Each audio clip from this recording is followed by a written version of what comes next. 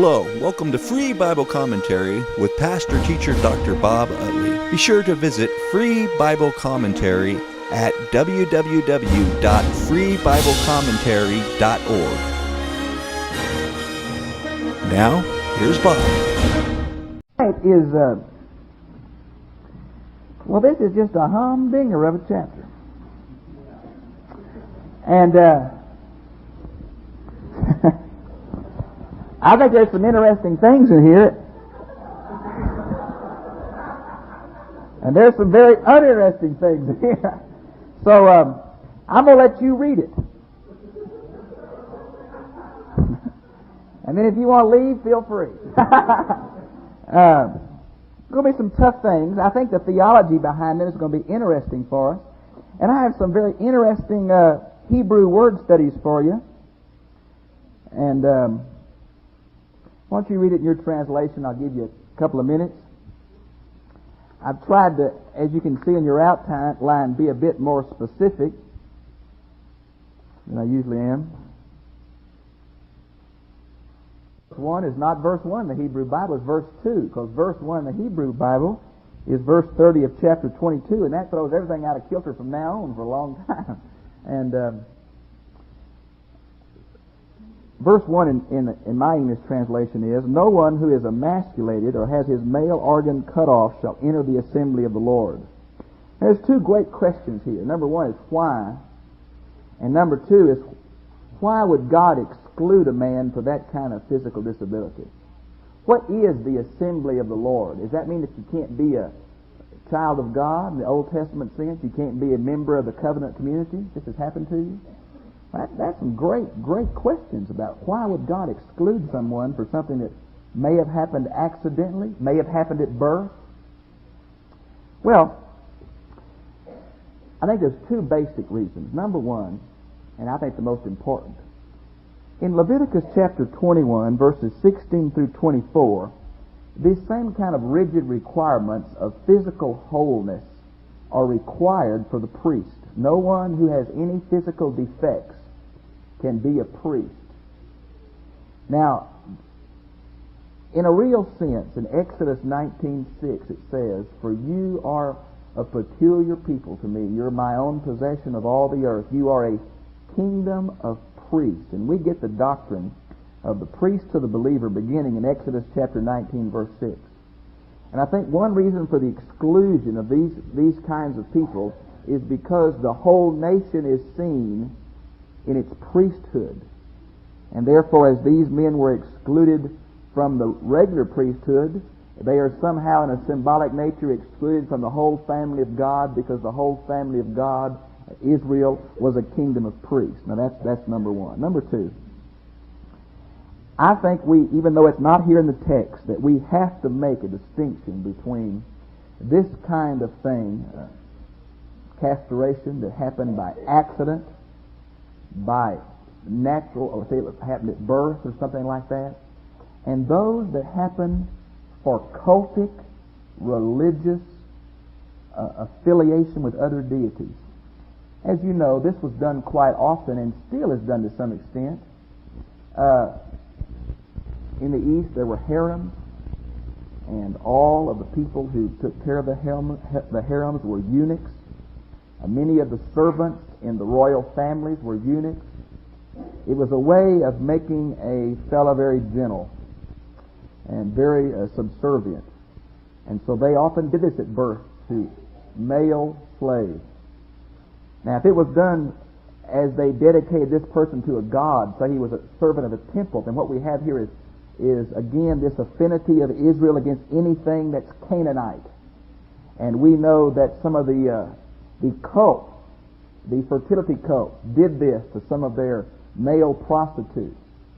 And so I think it either has this ideal of the whole nation is a kingdom of priests, or it has the ideal of these people have done this to themselves willingly as they devoted themselves to their God. And so one of those kind of things are involved here. Now to the question of how or why would God exclude someone like this from his assembly? First of all, we have to define what does it mean by shall not enter the assembly of the Lord. The word assembly is translated in the Septuagint, which is the Greek translation of the Hebrew Old Testament, by the term ecclesia.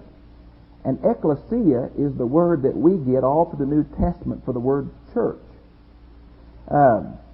Therefore, we're talking about gathered worship, gathered cultic practices like festivals, the Passover, the Feast of Booths, the Feast of the Tabernacle, the same thing, Feast of Ingatherings, and, We're also talking about holy war. That was a cultic function. So these men who had this done to them would not be good warriors, and they were excluded from all the gathered religious services. Well, that's pretty heavy. To be totally excluded from the public worship service of God's people. In Isaiah 56, in my opinion, is a meaningful statement in regard to these eunuchs. Not all eunuchs were castrated, as you know, for Potiphar, the one who bought Joseph, had a wife. And so eunuch doesn't automatically mean this kind of fellow, but it usually does. Look at verses Isaiah 56, 3 through 5. Let not the foreigner who has joined himself to the Lord say, the Lord will surely separate me from his people. Nor let the eunuch say, behold, I am a dry tree. For thus saith the Lord, to the eunuchs who keep my Sabbaths, and choose what pleases me, and hold fast my covenant, to them I will give in my house and within my walls a memorial, and a name better than that of sons and daughters. I will give them an everlasting name, which will not be cut off. So it seems like the Bible itself makes a distinction between those who apparently were faithful to God and did not have this done as a religious practice, and in this Deuteronomy thing, possibly excluding those priests and priestesses of foreign cults. Okay? Now, verse 2 is another problem verse. It says, for no one of illegitimate birth shall ever enter the assembly of the Lord. None of his descendants, even to the 10th generation, shall enter the assembly of the Lord. Man, it's just not the illegitimate child that's excluded, it's the offspring of the illegitimate child. Now, why would God exclude the offspring? Well, again, our understanding of individuality must be balanced with the ancient Hebraic concept of corporality, that somehow a man's descendants were affected by what the man did. As we were affected by Adam's sin, as Achan's family was affected by Achan's sin, so an illegitimate child affects his progeny. Now, but there's more to it, Matt. The Hebrews link verse 2 with verse 30. A man shall not take his father's wife, so that he shall uncover his father's skirt. Now the rabbis say that what we have here is an incestuous relationship and not an illegitimate birth. Now, there are several theories about this. The rabbis say it's incest between a Jew and a Jew. That's what verse 30 is talking about. Or some say it's a mixed marriage between an Israelite and anybody else. Some say it's the child of a cult prostitute, of Astarte or Ashtoreth or one of those fertility goddesses.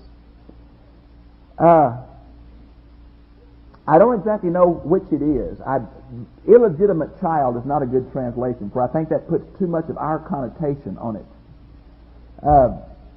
I do think you must remember that in these discussions of legitimate children, we're talking mostly about inheritance rights, which are very, very important to the Jewish people.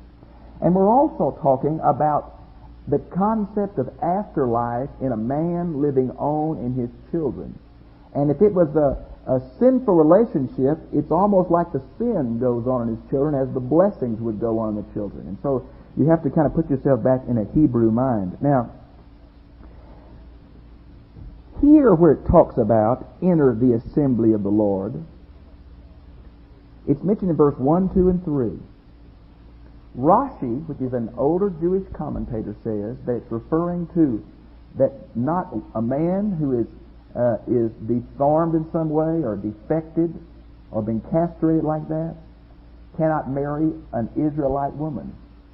And here talking about the children of this, because they wouldn't be Israelites. I think that according to the context, and especially with verse 8, I think that this idea about not enter the assembly of the Lord is not talking about gathered worship, but it's talking about marrying a Hebrew woman. Now, notice where it says in verse 2, the idea about the 10th generation. What does the word 10 mean in Hebrew? What is the symbolic significance of the word 10?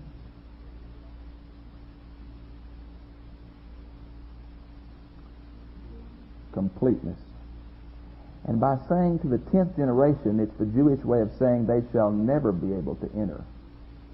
And that is backed up by in verse 3 where it says to the 10th generation again, and then it adds, nor shall never enter. So if you're going to be legalistic, the 10th generation down could enter. No. This is a Jewish way of saying they can't ever enter.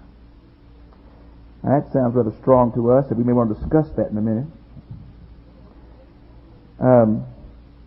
The only other place in all the Old Testament this word for illegitimate birth is used is in Zechariah 9:6. And it doesn't mean anything there. We can't tell what it means there either. My translation translated mongrel or something like that. We don't know what this Hebrew word means. You see, this stuff just didn't drop from heaven all of a sudden. The folks who wrote it knew exactly what it meant, but we have lost any kind of epistological references to this word anywhere. And you can take it in Arabic or you can take it in some other Semitic languages, but we just don't know what this word means in verse 2. Now notice in verse 3, it says, no Amorite or Moabite shall enter the assembly of the Lord. None of their descendants, even to the 10th generation, shall ever enter the assembly of the Lord. Now, the rabbis said that this only refers to the men. Passionate little devils, aren't they? They wanted to take these ladies as wives, but they wanted to exclude the men. Now, I really think that what they had a problem was, who in the Old Testament is a Moabitess who married in to the Messianic line? Ruth. She is not only a descendant of Jesus, but even more upsetting to the Jews, she's a descendant of David. Now, how, with a verse like this, no Moabitess shall ever enter the assembly of the Lord, how did Ruth get in? Well, the rabbi said, well, it just applied to the men, not to the women, so Ruth's okay. And see how their exegesis works? Now, the reason for this is found in Genesis 19, verses 30 through 38. Ammon and Moab are the nations that came from the incestuous relationship between Lot and his two daughters. Remember that story? The daughter said, nobody will marry us now. Our father's old. We've got to keep the line going. So they got their father drunk 2 different nights and had children by their own father. And boy, these same nations later on are the ones that caused Israel to sin. Once at a place called Shittim, and later on another place. And so the Jewish rabbis, especially Rashi, would say that the reason that Ammon and Moab are condemned, but later on in verse 7, Edom and Egypt aren't, is because Moab and Ammon caused the children of Israel to sin where Egypt and Edom never did. Now, I don't know if that'll hold, but I can't find any other reason why those two nations are excluded, to tell you the truth. Now, notice where it's mentioned in verse 4 and 5, this Old Testament story of Balaam. Now, Balaam is mentioned in Numbers 22 through 24. That is a hilarious story in a way. Balaam is the one who was walking to curse the Hebrew people, and his donkey threw him off and turns around the road, and an angel starts talking to him through his donkey. Now, can you imagine? The only way I know how to make that contemporary is you're driving home at work. Suddenly your car stalls, the door opens, it throws you out, and it starts talking to you over the radio. Hey, guy, yeah, you've been driving me for all these years. I want to tell you something from the Lord. Beg your pardon? I mean, can you imagine what old Balaam must have been sitting in the road and had his donkey talk to him? Strange things. I got tickled with Brother Swank one time. He was on a trip and his car wasn't working. I said, how'd you do it? He said, I laid hands on the hood and threatened it. I said, did it work? He said, yeah, I got 5 more miles per gallon. I said, you can't be serious. Yeah? I don't know. I doubt that. Anyway, I want you to realize one thing before I move on. Balaam was not an Israelite. And Balaam had a line of communication with God. Just like Jethro, Moses' father-in-law, was not an Israelite. He was a Midianite. He also had a very direct relationship with God. So there's at least 2 men outside of Israel who God, in a real sense, had a special relationship to. So the Jews were never the favorite people, to the exclusion of all the others, even in the Old Testament. Now, notice, if you would, where we get down to verse 6, where it says, you shall never seek their peace or their prosperity. Now, this is a Semitic idiom for peace treaties or alliances of any kind. You'll not make any treaties with them. You'll not make deals with them. You'll have no economic, no war-like alliances or anything with them. Just leave them alone. Don't do anything with them. And then beginning in verse 7 is a very unusual thing. It says, and you shall not detest. Now, detest is a kind of the opposite word from holy. It's an abomination. It says, you shall not completely detest, be a good translation, an Edomite, for he is your brother. Now, where is that found in the Old Testament? You got a cross-reference Bible? Look over the margin. You'll see it's Genesis 36. And then, you shall not detest an Egyptian. Now, isn't it unusual that in the context of coming out of Egypt and they'd killed the Hebrew children there, they had put them under bondage. Man, it was a terrible situation. But Moses said, you will not detest an Egyptian, but you go ahead, you can hate these Ammonites and Moabites.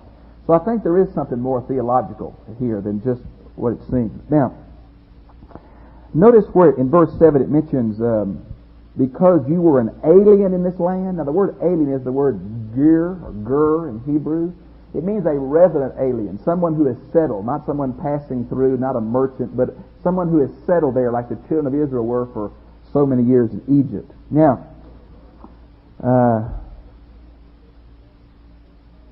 notice verse 8 where it says, the sons of the 3rd generation who are born of them may enter the assembly of the Lord. The rabbis date that from the Exodus. So any 3rd generation past the Exodus was all right. I don't know when that's supposed to be dated from. I don't really know what it's talking about, because I have great problems with God inflicting punishment on the children for the father's sins. But all through the Old Testament, even the Hebrews kept saying, our fathers ate sour grapes and the children's teeth are set on edge, and God said, that's not true, and you quit saying it. What they were saying is, God's hurting us because our fathers sinned. And the prophets say, no, that's not right. You sin enough for yourself, what you're getting. So, this to the 3rd or 4th generation, I don't know how to handle it really, except in the context of Hebrew corporality or something. Now, notice verse 9 through 14 is a wonderful little passage there. I ought to preach on that some Sunday. This is talking about the... Well, wouldn't they fall out of the pews? Easter Sunday and me say, turn your Bibles to Deuteronomy 23. I may get pushed out of the pew. This is talking about keeping the camp holy. Now, this is a ritual thing, and we're not going to identify with it in any way. To them, there was a continuity between of all of life. And just because we see something as ritual and we see something as moral, to a Hebrew it was all the same. God was holy and he could not be in the presence of certain things. Now, some things were moral sins, and some things were ritual technicalities that we wouldn't be bothered with in at least except for hygienic purposes. But to a Hebrew it was all. Maybe it's a way of the Old Testament saying there's no distinction between what we call the secular or sacred, you think? The mundane and spiritual is not separate. It's all one. God's involved with life. And now God is going to be in the camp with them, and so here's what if you're in the army, and the army is holy because God's going to fight for you, and then in verse 10 it says, if there is among you any man who is unclean because of a nocturnal emission. Now, I don't know where the translators get off without even putting a marginal note, for that is not exactly a translation of the Hebrew word. The Hebrew word here is an accident at night. And I think it involves much more than a nocturnal admission. It would involve, because the Hebrews were very conscious about anything that came out of the body. They were very nervous about women's menstrual period. There was a great deal to do about cleanliness and all that. Everything she said on her touch was unclean in a ceremonial sense. So any kind of fluid that leaves the body is unclean to the Hebrew understanding. So this could be someone who might wet the bed at night, someone who might have diarrhea, someone who might get sick at their stomach and throw up. Any of these kinds of things this word covers. And what it's saying is somehow in their understanding of the bodily functions, that may go back to the blood being the life or something, anything like that made a person unclean, and they would have to leave the camp until sundown, then bathe and come back in. So it's totally foreign to us, I know, but again, it's this idea. The reason the translators did this is because Leviticus 15:16 mentions this exact thing, but the Hebrew is different of Leviticus 15:16 here, and I think it's a much wider word here than it is in Leviticus. Now, notice verse 12, where it talks about a public privy for the army. You shall also have a place outside the camp and go there. Now, the Hebrew word for place is the Hebrew word hand. So, probably it's a better translation would be marker, signpost, this way guys, something, with an arrow pointing. It was a way of designating one general area to the exclusion of the whole countryside. And I think modern armies pretty much do that. They have a latrine area, Now, when it says that they are to, verse 13, you shall have a spade among your tools. Now, the Hebrew word for spade is the Hebrew word for tent peg. And I'm sure for hygienic purposes, you were to cover up your excrement in this area. Notice in verse 14. Now this is just what's going to wipe us out when it says, the reason you're to do that is because God, the Lord your God walks in the midst of your camp. I don't know how physical to get here, but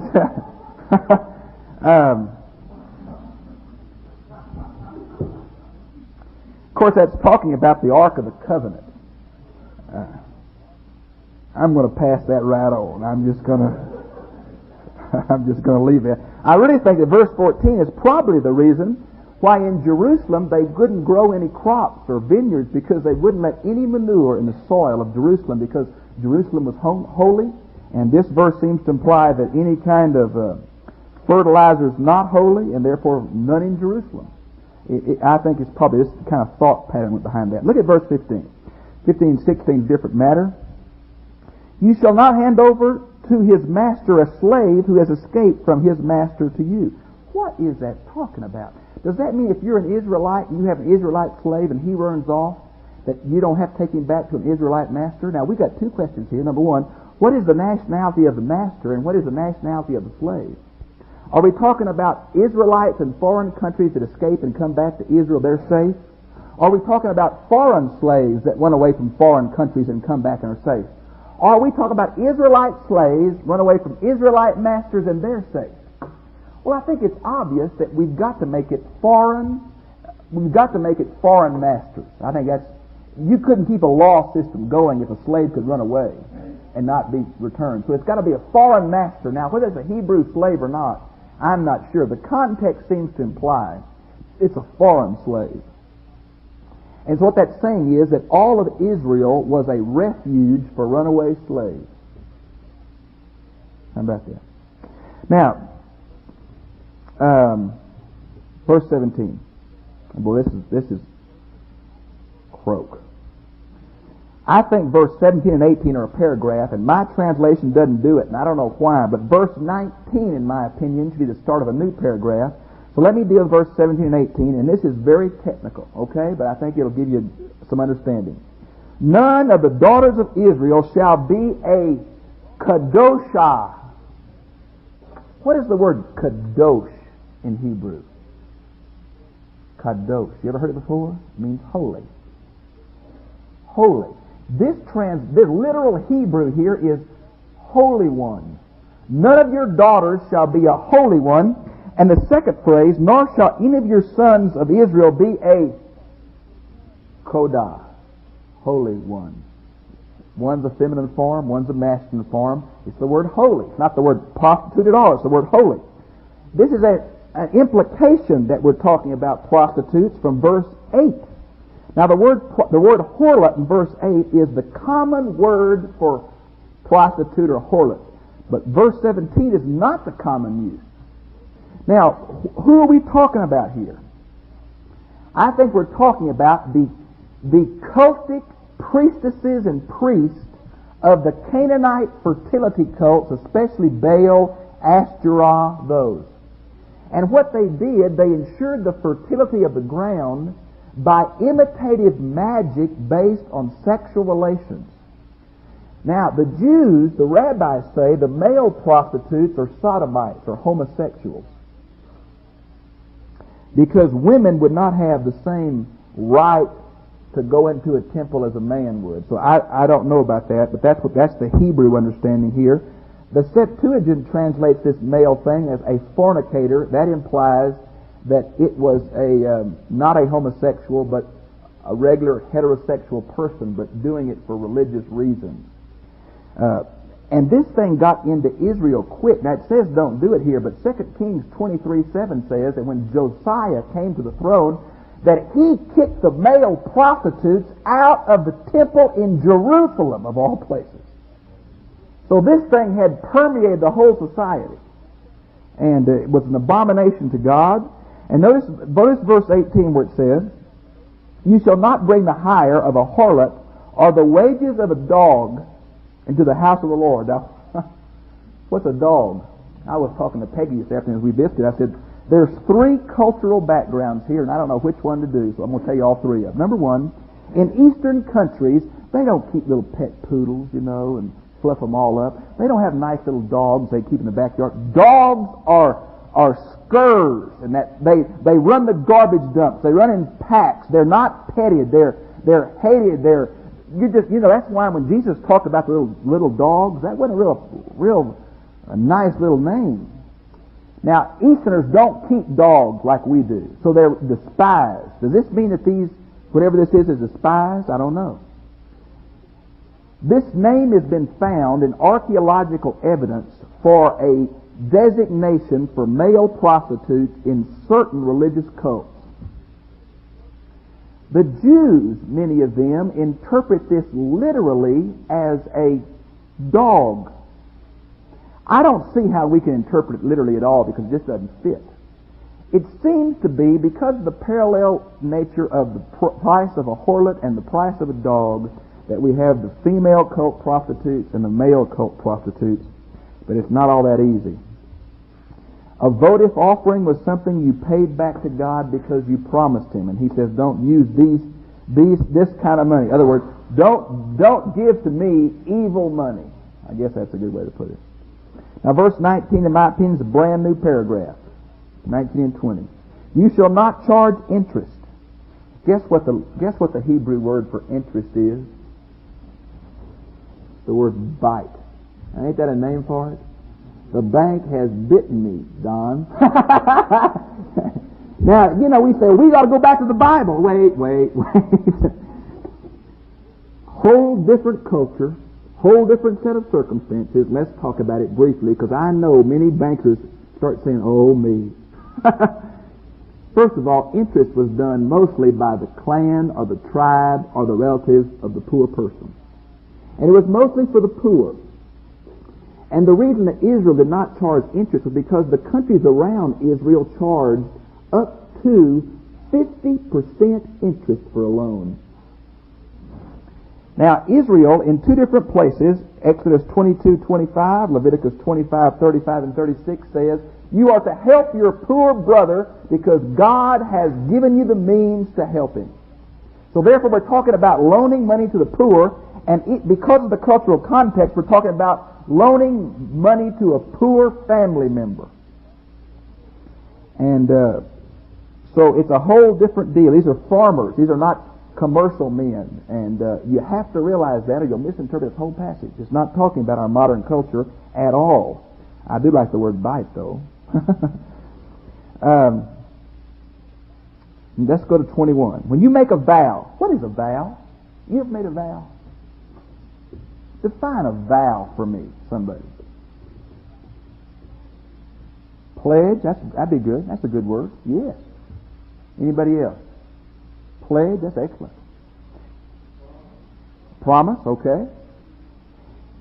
Have you ever heard of what's called foxhole theology? God, if you'll get me out of here, I won't miss a Sunday, Wednesday night. Many of you might have done that. The older parts of the Old Testament were like that. It was a bargain. God, I will if you will. But later on, as it developed, it became more, instead of a bargain with God, it became a promise to God, a pledge. And it was not conditioned on God's response. It was a votive pledge of love or thanksgiving or something. Now this here, I made a pledge one time to God. And I did it in naivety, but I did it, and I'm scared to death to break it, although I would like to. And I won't tell you what it is, because I think you'd be interested. I had just read to preach. I was 22 or so. And I was reading the Old Testament. Why, I do not know, but I was. And they were bringing their best cattle to God and sacrificing them, bringing their best grain to God. They were giving sacrificially of something they had to God to show their love. I was thinking, what could I give to God to show? Offer my car as a burnt sacrifice? And it was blemished. He wouldn't have took it. And it was an old ratty junk heap. I don't think he wanted it. I thought, what could I do? I enjoyed smoking. I really did. I enjoyed it. Matter of fact, I still enjoy sitting around smokers after dinner. I get it secondhand, but I get it. It's all right. So I thought, not for any moral purposes at all, or anything I even thought like that, then I thought, I think I'll give my smoking to God to show Him that I love Him and I'm serious about what I'm trying to do in response to His call. And it's a good thing I did it, because that's the hardest habit I ever quit. And I quit for a whole year and started back. And I remember Peggy and I was pastor of a little church in East Texas. And I remember we were on vacation. I said, well, I think I will have a cigar. So I bought me a cigar at this place, got in the car, started feeling the pits about it, threw it out wherever smoked it. I thought, man, now you're double vexed. You price the cigar, plus you didn't even get to enjoy it. But I remember this verse said, if you make a vow to God, be sure that you keep it. You don't have to make it, it says. But if you make it, you keep it. And you know what that shows? That shows that man is responsible for what man says. I think that even comes in the New Testament about this idea of making a public profession of faith with the mouth. Romans 10:10. There's something about when we articulate and verbalize something, that we stand behind it with our words. Now God stood behind His word, and His people ought to stand behind their word. And if we say it, that ought to settle it. And I think that's something of why we need to declare God publicly. This same idea of our responsibility for our words. Notice it says, do not delay to pay it there. The rabbi said, you won't be guilty or procrastinate if you pay it within 3 festivals. That gives them about 7 months. 4th festival, Zappo, I guess, I don't know. Notice verse 22. If you refrain from vowing, it would not be a sin to you. Look at verse 23. Just as you have voluntarily vowed. The one thing I want to say is, don't do any of that mess unless you mean it. And if you do it, keep it. I really would enjoy smoking a pipe, I think.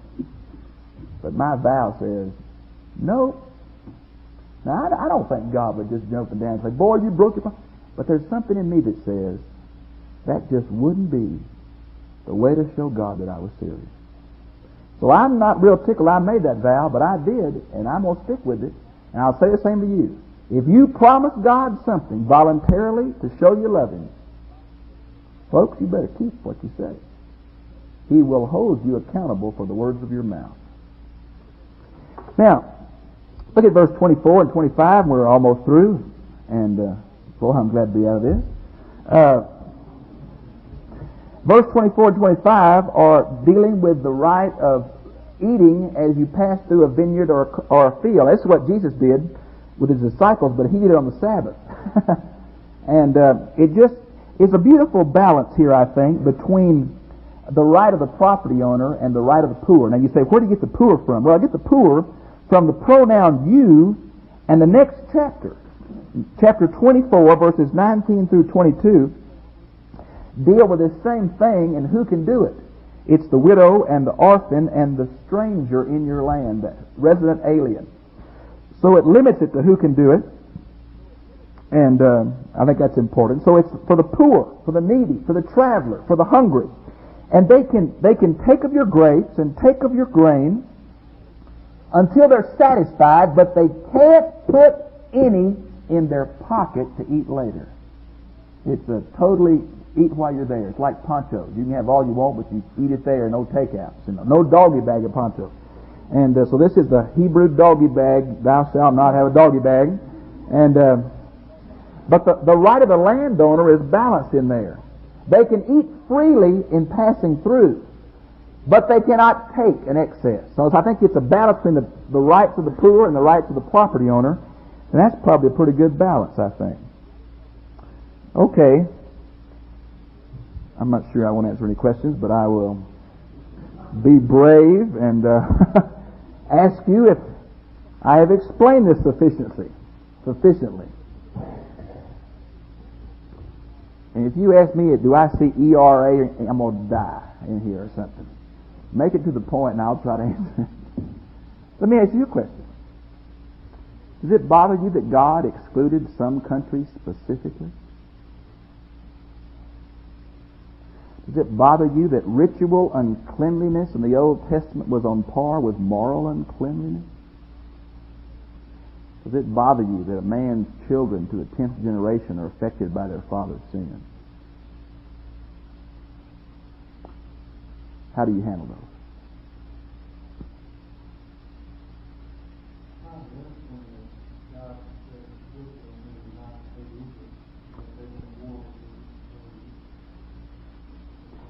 You know, I thought of something, Jim, when I was reading this. I thought Begin knows his Old Testament. You know that? I bet Begin would have had greater problems making peace with Saudi Arabia because of these kinds of texts than he would have with Egypt. Have you ever thought about that? Begin is steeped in the Old Testament promises. And verses like this would say, you shall not hate an Egyptian completely. So I think that has some real implications when you see the conservative mindset of the Jewish government right now.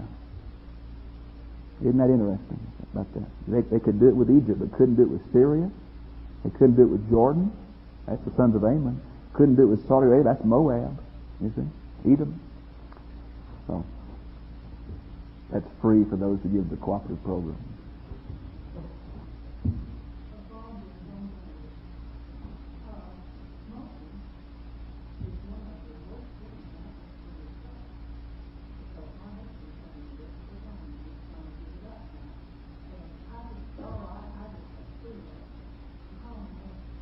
Well, okay, I wouldn't mind if Baptists said they're bad for your health, but we have projected cigarettes as a moral evil.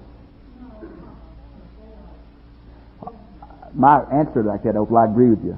I do agree. But what I'd like to go a little further and say, and I'm not going to say it too hard, overweight, lack of exercise, anxiety. We don't talk about those things, but those are equally bad for your health.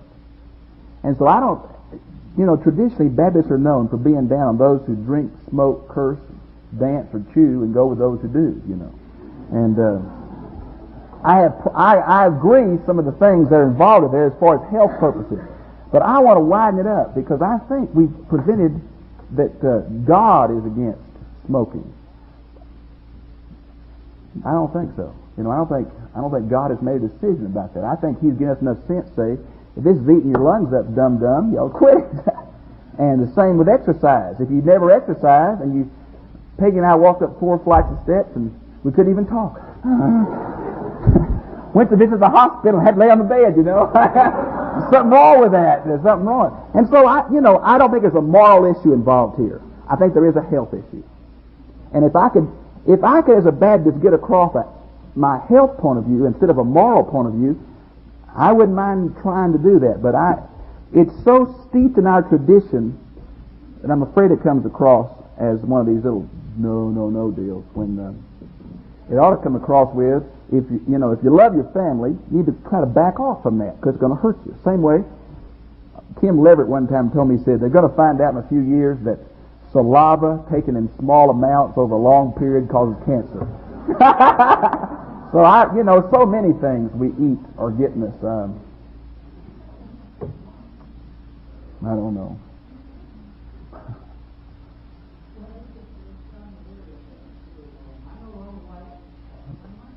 Okay, I don't think smoking is an appearance of evil. Zero, I don't. Well, I think that's got to be something that I don't even attach any moral issue to it. I think it's totally neutral. I don't think there's any evil at all associated with smoking. Now, y'all can transfer your letters, I guess, next week. It's kind of like dancing, Dancing is absolutely morally neutral. Demons don't dance and try to get you to do it. It's just neutral. I'm sorry, Baptist. Dancing is neutral. Turn off the tape quick. We attach some of these cultural guilt trips to these things, and I have great problems with it. If it's about this, I'll kill you. What do you want, golf?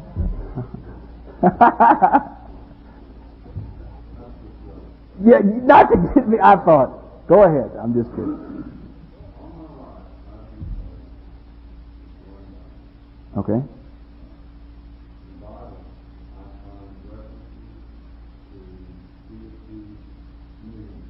Mm-hmm. Okay. I think we have an example here, a good example of progressive revelation. I think what happened is that all men knew there was one God in Genesis. Now, theory says that religion is evolving. It's getting more complex and more complex, getting better and better. If you look at history, it's going downhill. I think at one time men had a knowledge of one God, which at the Tower of Babel is a good example of it just falling, because they wanted to peek over the ramparts of heaven as a unity, right? So I think from Babel down, man's view of God began to deteriorate. And it deteriorated, in my opinion, into polytheism.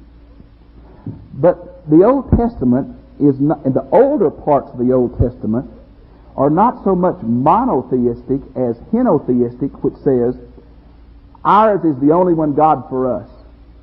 Now the implications of that, and it came very soon in Moses even, the implications of that is, hey, my God's not the only God. I mean, my God's not just the only God for me, but my God is the God of all the earth. My God is the Creator God. And as that concept of monotheism spread, that became the watchword of Israel, that there is only one God. And that's where the universal implications in the 8th century prophets like Isaiah and all really come out. That the nations will come to Israel, God's word is for all people, light unto the Gentiles kind of thing. So it was a development. I think a fall, and then a polytheism, and then that's probably how I explain it, Bob. I believe in one supreme deity.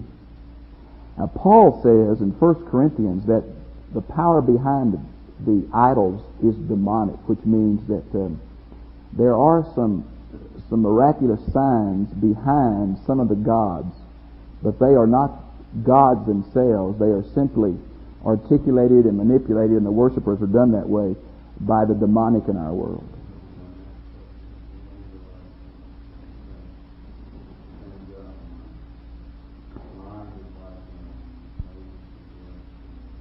Yeah. The one that always hits me off is the New Testament passage that says, principalities, powers, governments, rulers, those are all orders of angelic beings, apparently, that are involved in our world in an evil sense. And I think Jesus has overcome them, but they are involved. And if there bug you that there is a spiritual realm around us, part of which is trying to kill us and thwart us, and they are even arrayed in different orders and structures. I'll tell you what, this thing about spiritual warfare is something you need to think about. You just don't go to work at 8 o'clock in the morning. You go, in a real sense, if you're a believer, you go into a battle.